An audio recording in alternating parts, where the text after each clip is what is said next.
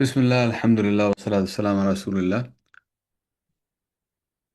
ہم ابتدا کرتے ہیں اللہ تعالیٰ کے بابرکت نام سے، جو نہایت رحمان ہے، یعنی اس کی رحمت سب کے لیے ہے، مسلمان غیر مسلم، پرند چرند، انسان، اور رحیم بھی ہے، یعنی کہ اس کی قیامت کے دن جب ہمیں اس کی رحمت کی شدت سے ضرورت ہوگی تو وہ لوگ جو اس پر ایمان رکھتے ہیں، خاص طور پر اس دن اس کی رحمت ان کے لیے بھی ہوگی۔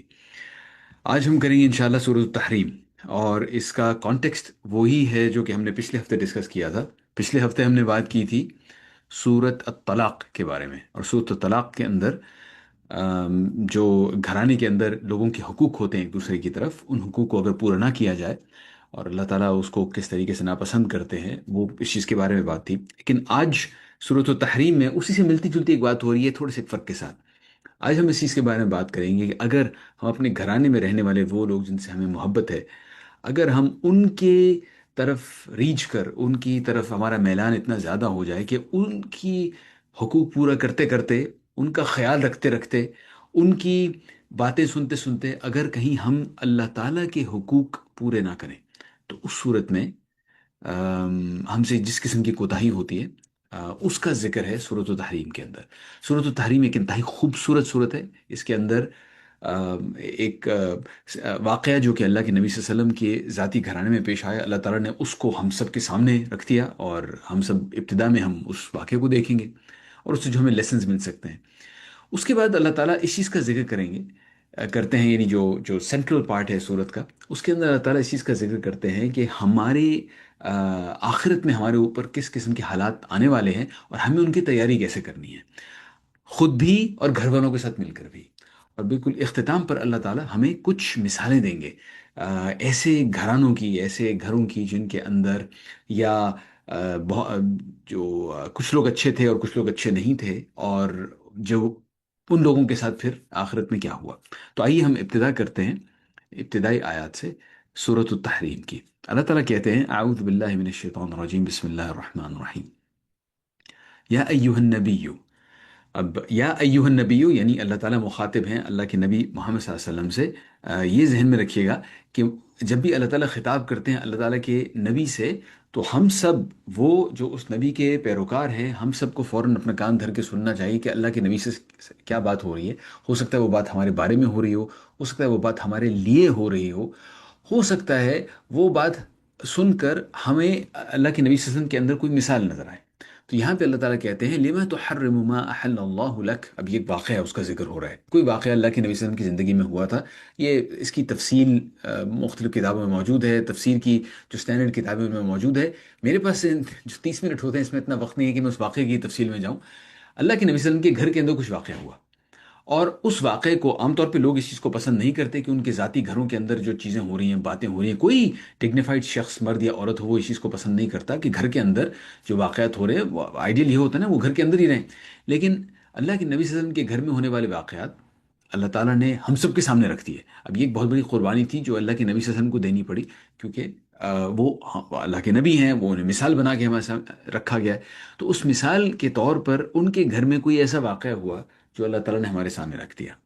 واقعے میں کیا ہے، الفاظ یہاں پہ ہیں، آپ نے کیوں حرام کر لی ہے اپنے اوپر کوئی چیز جو کہ اللہ تعالیٰ نے حلال کی تھی۔ تو واقعہ کچھ ایسا تھا جس میں تب تغی مرضات ازواجک سے، نہیں صرف اپنی بیویوں کو خوش کرنے کے لیے، ان کی بیویوں نے کچھ کہا ان کو، اور نبی کریم صلی اللہ علیہ وسلم نے پھر اپنی بیویوں کو خوش کرنے کے لیے کہا کہ اچھا بھائی فلاں چیز میں نے اپنے اوپر حرام کر لی۔ اللہ تعالیٰ نے اس پر اللہ کے نبی صلی اللہ علیہ وسلم کو تنبیہ کی، اور ہم سب کے لیے اس چیز کو ایک مثال بنا کے کہا کہ اللہ نے آپ کے لیے اوپر ایک چیز حلال کی تھی اور آپ نے اسے اپنے اوپر حرام کر لیا، صرف اپنی بیویوں کو خوش کرنے کے لیے۔ اس کے فوراً بعد اللہ تعالیٰ نے کہا واللہ غفور الرحیم، اور اللہ تعالیٰ گناہ معاف کرنے والا اور رحیم ہے۔ نوٹس کیجئے یہاں پہ لفظ رحیم استعمال ہوا ہے، رحمان استعمال نہیں ہوا۔ غور کیجئے گا اس چیز کے بارے میں، کیونکہ میں جب بسم اللہ الرحمن الرحیم کہتا ہوں اس میں میں رحمان اور رحیم کا فرق آپ کے سامنے رکھتا ہوں۔ یہاں پہ اللہ کے نبی صلی اللہ علیہ وسلم سے بات ہو رہی ہے، تو یہاں پہ لفظ رحیم استعمال ہوا ہے کہ وہ جو انسان سے خطا ہو جاتی ہے، اس خطا کو اللہ تعالیٰ معاف کرنے والا اور رحم کرنے والا ہے۔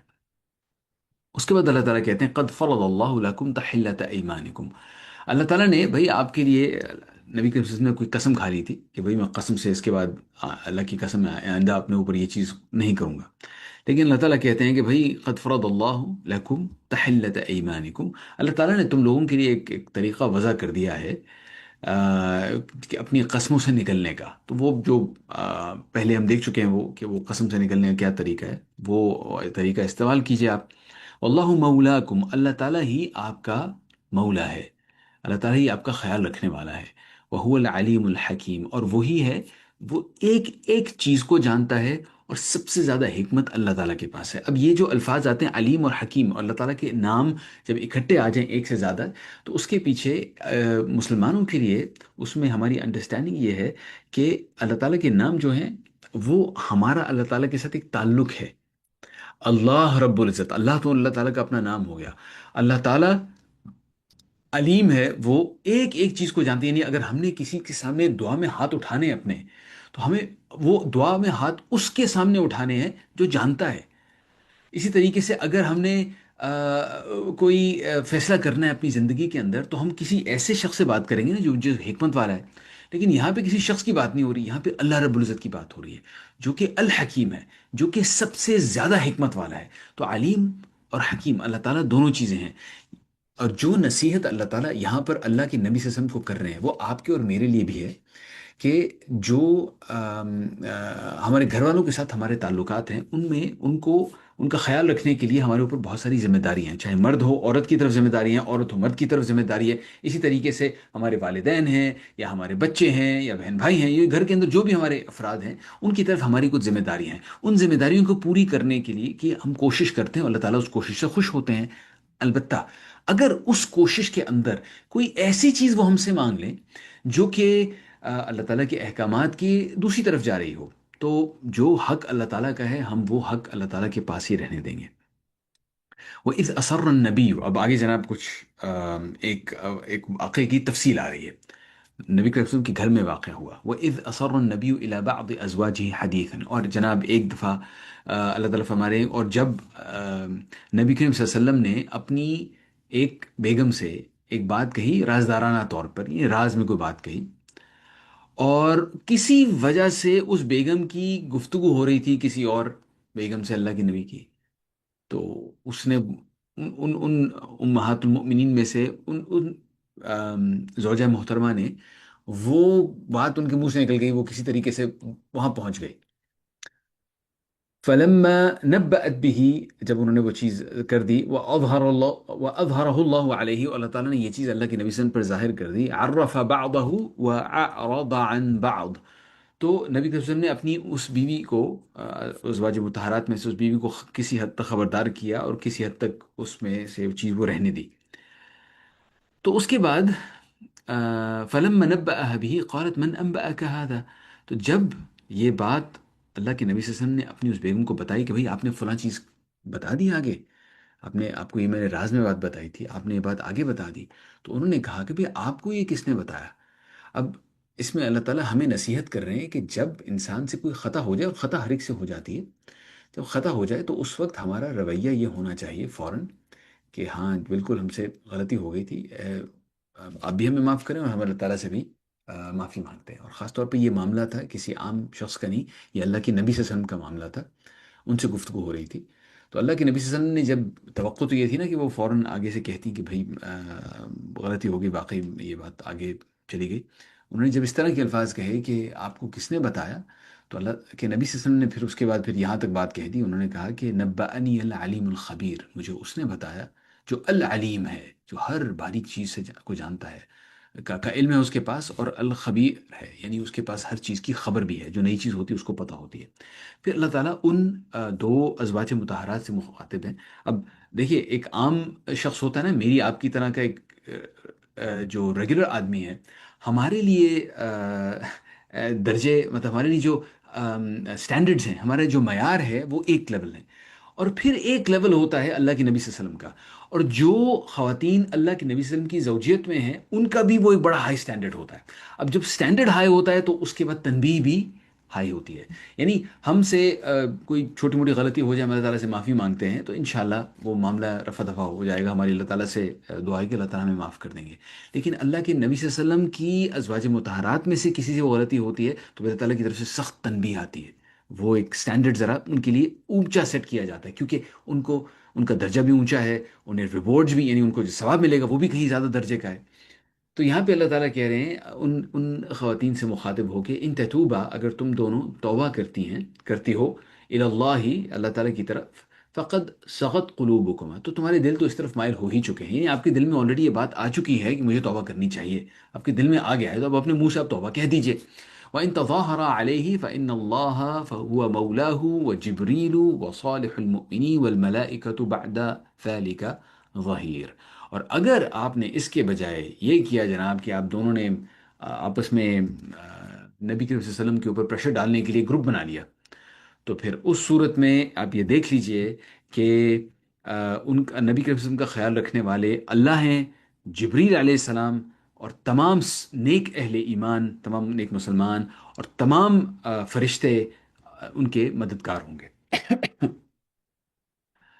یہ ان کو تنبیہ کی گئی۔ اس کے بعد اللہ کے نبی اللہ تعالیٰ فرماتے ہیں یہاں پہ، عسى ربه ان طلقكن ان يبدله ازواجا خيرا منكن مسلمات مؤمنات قانتات تائبات عابدات سائحات ثیبات وابکارا۔ آپ نے نوٹس کیا ہوگا، اگر آپ کو عربی نہیں بھی آتی، جس طریقے سے یہ آیت چلتی ہے، اس میں مختلف الفاظ ہیں، قانتان، تائبات، عابدات، یہ جو الفاظ ہیں ان کے درمیان میں واو نہیں ہے۔ نوٹس کیجئے گا یہ بات، اور میں بھی اس کے جب ترجمے پہ آؤں گا تو اٹ میک سینس ٹو انشاءاللہ۔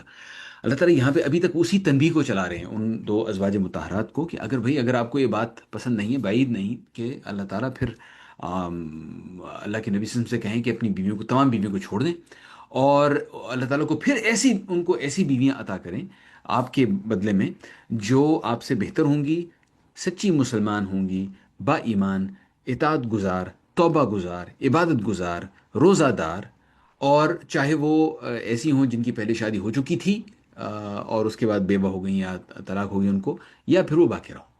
یہ جو الفاظ ہیں ان کے بارے میں اللہ تعالیٰ نے، آپ نوٹس کیے، درمیان میں واو نہیں ہے۔ واو نہ ہونے کا مطلب یہ ہے کہ ان کے اندر یہ تمام خصوصیات بدرجہ اتم موجود ہوں گی، وہ بہت ہی نیک خواتین ہوں گی، اور اس میں ایک گائیڈنس ہے نبی کے وسلم کی ازواج مطہرات کے لیے بھی، کہ بھئی یہ وہ ایک آئیڈیل ہے جو کہ انسان کو ہونا چاہیے، اور پھر ان کے بعد آنے والے تمام مسلمانوں کو بھی کہ ہونا ایسا چاہیے انسان کو، یہ ایک سٹینڈرڈ ہے کہ اچھے انسان کا۔ یہ پہلا جو قطعہ ہے، جس کے اوپر ابھی تک یہ جو پہلی چند 5 آیات ہیں جن کے بارے میں ابھی تک میں نے آپ سے بات کی ہے اس صورت کی، اس میں اس گھر کے اندر اندر کی بات ہو رہی ہے۔ اب ہم چلتے ہیں کہ جنیرکلی تمام مسلمانوں کے لیے اس کے اندر اپنے گھر والوں سے ڈیل کرنے کے لیے کیا انسٹرکشنز ہیں۔ اللہ تعالیٰ کہتے ہیں، یا ایہا الذین آمنو، اے وہ لوگ جو ایمان لائے، یعنی پہلے گفتگو ہو رہی تھی یا ایہا النبی، اے نبی صلی اللہ علیہ وسلم، اب گفتگو ہو رہی ہے آپ سے، مجھ سے ڈائریکٹلی، یا ایہا الذین آمنو، اب ہمیں سننا چاہیے غور سے، اے وہ جو ایمان لائے ہو، اے مسلمانوں، قو، بچاؤ، انفسکم، اپنے آپ کو تم لوگ، و اہلیکم، اور اپنے گھر والوں کو۔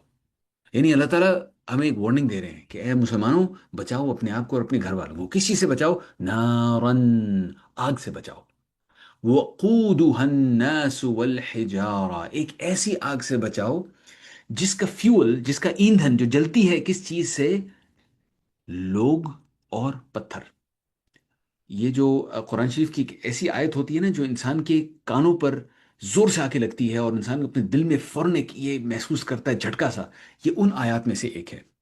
اے ایمان والو، اے وہ لوگ جو ایمان لائے ہو، ٹھیک ہے تم اللہ پہ ایمان لے آئے ہو نا، ٹھیک ہے، اب اپنے آپ کو اور اپنے گھر والوں کو بچاؤ اس آگ سے جو بھڑکتی ہے، جس کا فیول کیا ہے؟ پتھر ہیں اور انسان ہیں اس کا فیول۔ علیہ ملائکہ، اس کے اوپر ہیں فرشتے، غلاظ شداد لا یعصون اللہ، ایسے تند خو اور سخت فرشتے ہیں وہ، مقرر ہیں، جو کبھی اللہ کے حکم کی نافرمانی نہیں کرتے۔ لا یعصون اللہ ما امرہم ویفعلون ما یؤمرون، اور جو حکم انہیں دیا جاتا ہے اسے بجا لاتے ہیں۔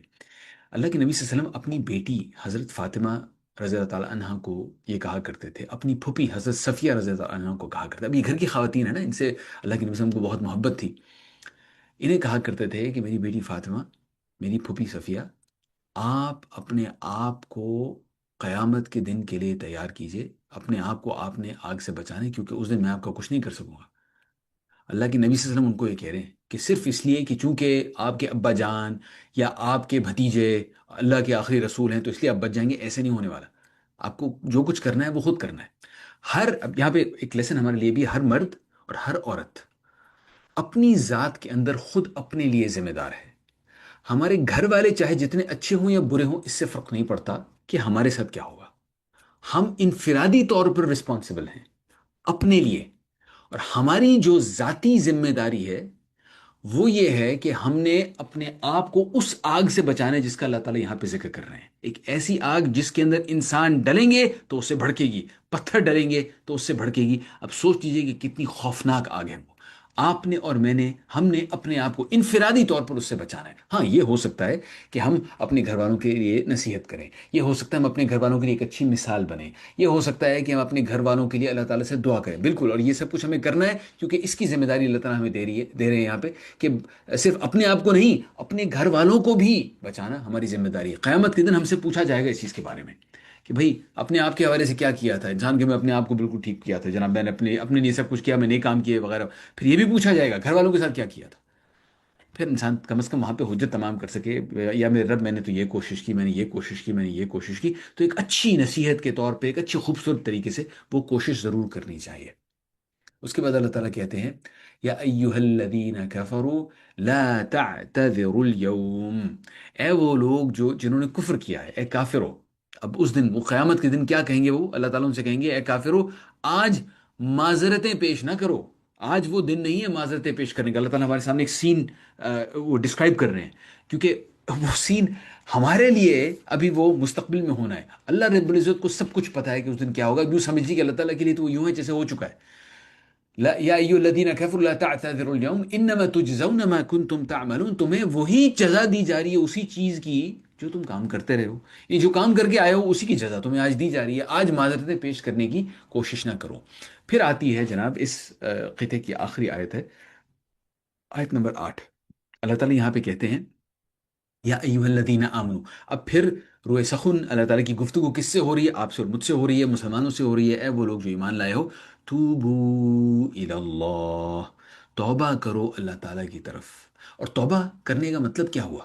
توبہ کس چیز کو کہتے ہیں؟ اگر آپ میں سے کسی کے پاس یہ اگر آپ کو کوئی حدیث یاد ہے یا کوئی آپ کی سمجھ ہے اس کے حوالے سے، پلیز مجھے ذرا چیٹ ونڈو کے اندر ٹائپ کر کے بتائیے کہ توبہ کیا چیز ہوتی ہے، توبہ کی ڈیفینیشن کیا ہے، یا توبہ کس چیز کو کہتے ہیں۔ اللہ تعالیٰ یہاں پہ کہہ رہے ہیں اے وہ لوگ جو ایمان لائے ہو، توبہ کرو، توبہ کرو اللہ تعالیٰ کی طرف، توبۃ نصوحا، خالص توبہ۔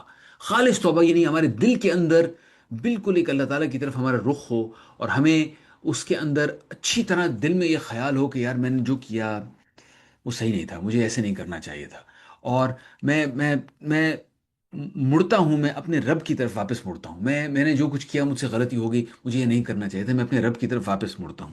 تو آپ لوگ کہہ رہے ہیں توبہ repentance that we will not repeat, جی بالکل ٹھیک ہے۔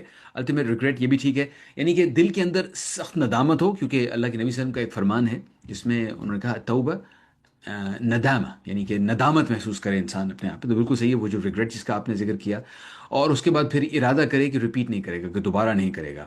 اور اس کے بعد آپ کہہ رہے ہیں کہ eye opening to the truth, ٹھیک ہے بالکل صحیح، یعنی اللہ تعالیٰ کی طرف انسان رخ کرے اور اللہ تعالیٰ کے کلام کی طرف رخ کرے، regret never repeating the act, بالکل صحیح، یہی بات ہے۔ اللہ کے نبی صلی اللہ علیہ وسلم نے اس کی ایک حدیث کے اندر انہوں نے 3 چیزیں بتائیں، میں وہ تینوں جو آپ نے گنوا دی ہیں میں جلدی سے وہ گنوا دیتا ہوں۔ ایک، انسان ندامت محسوس کرے جسے ریگریٹ کہتے ہیں۔ دوسرا، جو استغفار کرے شرمندگی کے ساتھ۔ اب استغفار جب ہم کہتے ہیں نا استغفر اللہ استغفر اللہ استغفر اللہ استغفر اللہ، صاحب یہ انسان کرتا ہے تو زبان پہ چڑھ جاتا ہے، اس کی عادت ہو جاتی ہے، پھر انسان سوچے سمجھے بغیر کر رہا ہوتا ہے استغفر اللہ استغفر اللہ استغفر اللہ۔ اگر تو عادتاً انسان ذکر کرتا ہے اس وجہ سے کر رہا ہے تو خیر کوئی اتنا بڑا مسئلہ نہیں، لیکن اگر انسان سے غلطی ہو جائے اور پھر صرف سوچے سمجھے بغیر استغفر اللہ استغفر اللہ استغفر اللہ کرنا شروع کر دے تو وہ کافی نہیں ہے۔ حضرت علی کے سامنے ایک بدو اس طریقے سے کر رہا تھا، وہ استغفار کر رہا تھا بغیر سوچے سمجھے لگا ہوا تھا۔ حضرت علی نے اسے کہا کہ یہ جس طریقے سے تم کر رہے ہو نا، یہ مجھے توبۃ الکذابین لگتی ہے، جو جھوٹے لوگوں کی توبہ ہوتی ہے۔ تو اس نے پوچھا پھر کیا کروں میں؟ پھر حضرت علی نے اس کو بتایا کہ تم اپنے دل میں ندامت محسوس کرو، تم ارادہ کرو کہ تم نے آئندہ کبھی نہیں کرنا، اور جیسے آپ لوگ کہہ رہے ہیں کہ سنسرلی ٹرننگ بیک ٹو اللہ، یعنی بالکل اپنا رخ اپنی زندگی کے اندر، اپنی سمت کے اندر آپ سوچیں کہ بھئی اللہ تعالیٰ کی طرف رخ کرنا ہے۔ میں آخر میں ایک چیز کہہ کے اس آیت سے میں اسے مکمل کرنا چاہتا ہوں، وہ یہ ہے کہ اللہ تعالیٰ قرآن شریف میں ذکر کرتے ہیں ان لوگوں کا جو استغفار کرتے ہیں جو اللہ تعالیٰ کو پسند ہے، اور وہ ہیں مستغفرین بالاسحار. یہ وہ لوگ ہیں جو صبح صبح کے وقت، فجر کے وقت استغفار کرتے ہیں. یعنی وہ اٹھتے ہیں، یعنی اٹھتے ہی انسان کے ذہن میں آتا ہے نا کہ میں، میرے لیے آج بھائی کیا اہم چیز ہے، میں نے کیا کرنا ہے، آج کیا کیا ذمہ داری ہے، میں نے کیا کیا کچھ پوری کرنی ہے. تو وہ اس وقت جب وہ جاگتے ہیں تو اس وقت ان کے ذہن میں ہوتا ہے کہ یہ میں نے اپنی زندگی میں جو کچھ اس سے پہلے کیا، مجھے ندامت ہے، اور میرا رب مجھے معاف کر دے، میرا رب مجھے معاف کر دے. اور جو لوگ اللہ تعالیٰ کے قریب ہوتے ہیں انہیں اپنی چھوٹی موٹی غلطیاں بھی ایسے محسوس ہوتی ہیں جیسے پہاڑ ہے، اتنا پہاڑ بالکل میرے اوپر گر جائے گا. اور جو لوگ بالکل پرواہ نہیں کرتے انہیں اپنے بڑے بڑے گناہ بھی ایسے محسوس کرتے ہیں کہ کوئی بات نہیں، مکھی آپ نے اڑا دی، کوئی فرق نہیں پڑتا. تو جو دل کے اندر انسان ندامت محسوس کرتا ہے اپنی غلطیوں کے اوپر، وہ بڑی ضروری چیز ہے. اور وہ اس کا ایک چیز کی، اس چیز کی نشانی ہے کہ ہمارے دل میں اللہ تعالیٰ کا خیال ہے. اور اس میں خوشخبری ہمارے لیے یہ ہے کہ جناب نبی صلی اللہ علیہ وسلم نے فرمایا التائب من الذنب کمن لا ذنب له، کہ جو واقعی توبہ کر لیتا ہے نا گناہ سے، وہ بالکل ایسے جیسے اس نے کبھی گناہ کیا ہی نہیں تھا. یعنی وہ گناہ اللہ تعالیٰ معاف کر دیتے ہیں. وہ ہم دعا کرتے ہیں اللہم انک عفو تحب العفو فاعف عنا، اے ہمارے رب آپ معاف کرنے والے ہیں، اور آپ کو معاف کرنا بہت عزیز ہے، آپ کو محبوب ہے معاف کرنا، تو بس ہمیں معاف کر دیجئے. اور وہ جو عفو ہے اس کا مطلب ایسے جیسے آپ نے بالکل گناہ مٹا دیے. ہماری اللہ تعالیٰ سے دعا ہے کہ اللہ تعالیٰ ہم سب کے گناہ بالکل ایسے جیسے مٹا دے، آمین. اس میں اللہ تعالیٰ فرماتے ہیں اس کے بعد بالکل خالص توبہ کرو، توبۃ نصوحا عسى ربکم ان یکفر عنکم سیئاتکم. پھر ایسے ہے کہ بعید نہیں اس چیز سے کہ اللہ تعالیٰ آپ کی برائیاں آپ سے دور کر دے، اور آپ کو یعنی مسلمانوں آپ کو ایسی جنتوں میں داخل کرے جس کے نیچے نہریں بہہ رہی ہوں گی. وَيُدْخِلْكُمْ جَنَّاتٍ تَجْرِي مِن تَحْتِهَا الْأَنْهَارُ يَوْمَ لَا يُخْزِي اللَّهُ النَّبِيَّ وَالَّذِينَ آمَنُوا. وہ ایسا دن ہوگا جس دن اللہ تعالیٰ اپنے نبی کو اور جو اس کے ساتھ ایمان لائے ہیں اس کو رسوا نہیں کرے گا. میری بات غور سے سنیے گا. یہ جس دن کی بات ہو رہی ہے نا، یہ دن ہم سب نے اپنی آنکھوں سے دیکھنا ہے. یہ دن دور نہیں ہے. ہماری زندگی ہمیں لگتا ہے کہ بڑی پڑی ہے، ابھی اللہ بہتر جانتا ہے ہمارا وقت کب آ جائے گا. لیکن وہ وقت چاہے جتنا بھی لمبی آپ کو اللہ تعالیٰ زندگی دے دے، وہ دور نہیں ہے. وہ بس ابھی کچھ عرصے کے اندر وہ وقت آنے والا ہے.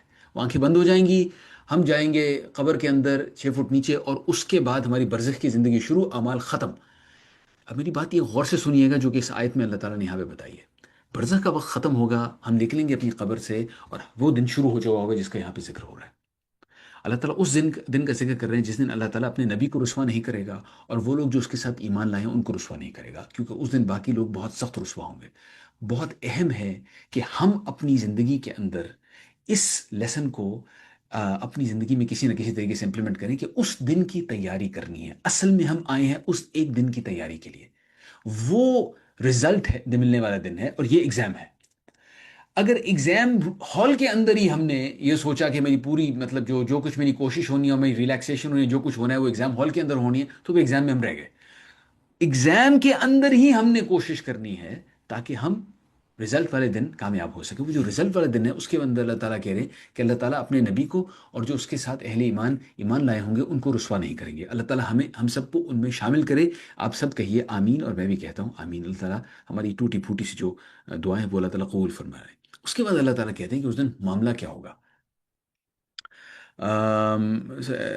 اچھا جی، جو چھوٹے چھوٹے جی جی بالکل، جو جیسے ہماری بہن کہہ رہی ہیں جو چھوٹے چھوٹے گناہ انسان سے ہو جاتے ہیں، اور ہم ان کے لیے استغفار کرتے ہیں اور استغفر اللہ ہم کہتے ہیں، جی بالکل وہ اچھی بات ہے، وہ ضرور کریں. اور عام طور پہ جو چھوٹے گناہ ہوتے ہیں وہ جب ہم ایک نماز پڑھتے ہیں، دوسری نماز پڑھتے ہیں، تیسری نماز پڑھتے ہیں، اس طرح جو نمازوں کے درمیان کے اندر جو گناہ ہوتے ہیں وہ نماز پڑھنے سے بھی اسی طریقے سے زائل ہوتے ہیں، اور اس طرح استغفار کہنے سے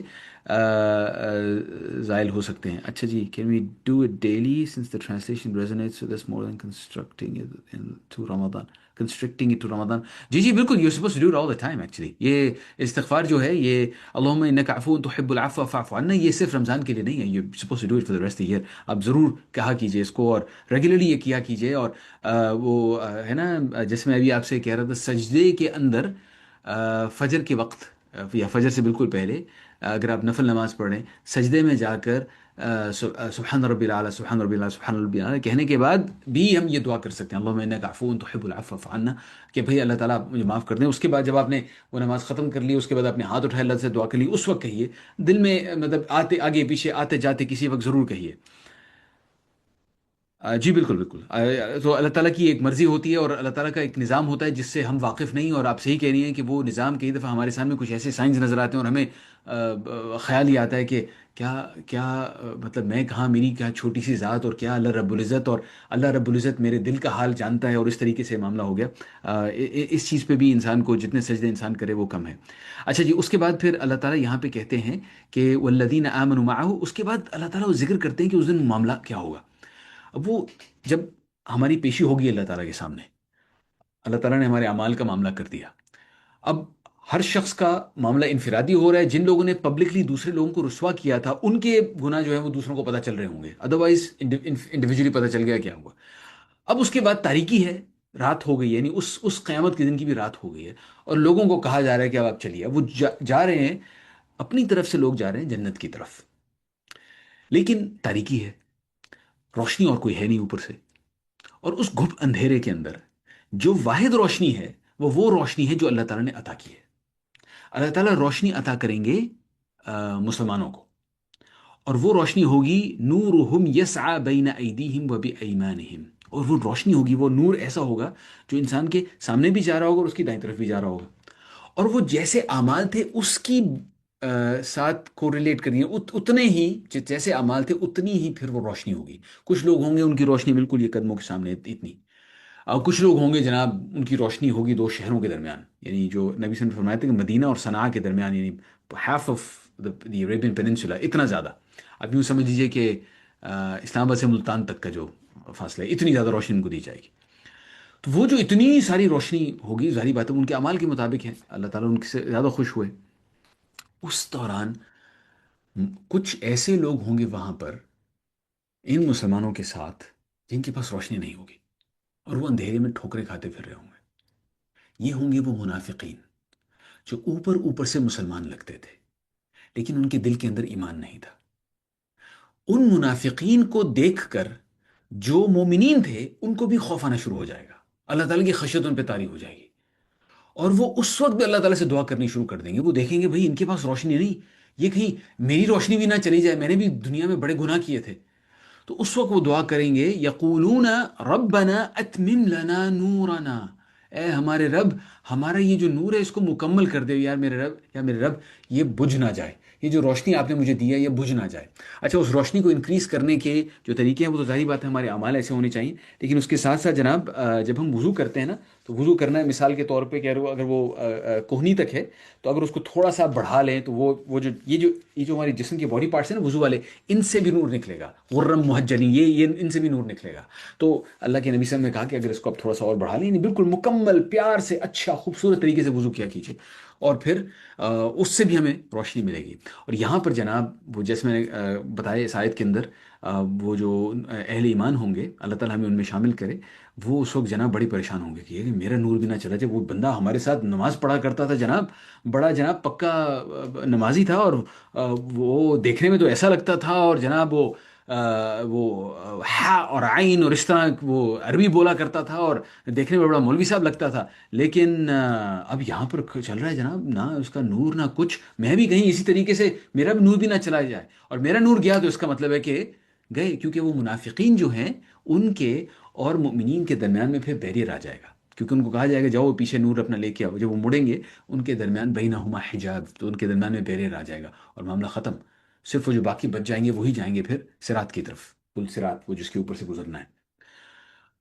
تو وغفر لنا، پھر اس کے ساتھ وہ یہ بھی دعا کریں گے ہمارے رب ہمیں معاف کر دے، کیونکہ انہیں پتہ ہوگا کہ بڑے گناہ کر کے آئے ہیں۔ وغفر لنا انک علی کل شیء قدیر، آپ ہی ہمارے رب ہر شے پر قادر ہیں۔ تو یہ جو اس دنیا میں یہ ادراک رکھتا ہے کہ اللہ تعالیٰ ہر شے پر قادر ہے، اس کو اس دن بھی اس چیز کا خیال ہوگا کہ اللہ تعالیٰ ہر شے پر قادر ہے، اور اس وجہ سے وہ پھر دعا کریں گے۔ اب یہ جناب آخری قطعہ ہے اس صورت کا، سوری میں شاید چند ایک منٹ مجھے اوپر لینے پڑیں گے، لیکن کوشش میں نے کی تھی لیکن آئی couldn't fit it in 30 minutes۔ یہاں پہ اللہ تعالیٰ کہہ رہے ہیں یا ایھا النبی جاہد الکفار والمنافقین واغلظ علیہم ومأواہم جہنم وبئس المصیر، اے نبی صلی اللہ علیہ وسلم کفار کے خلاف آپ کفار و منافقین کے خلاف جہاد کیجئے اور ان کے ساتھ سختی سے پیش آئیے، ان کا ٹھکانہ جہنم ہے اور وہ بہت برا ٹھکانہ ہے۔ اب یہ کیوں کہا جا رہا ہے اللہ کے نبی کو؟ اس لیے کہ وہ مدینہ میں جو منافقین تھے ان کے ساتھ، اور جب مکہ کے مشرکین آیا کرتے تھے ان کے ساتھ، نبی کے وسلم بہت ہی نرمی سے پیش آتے تھے.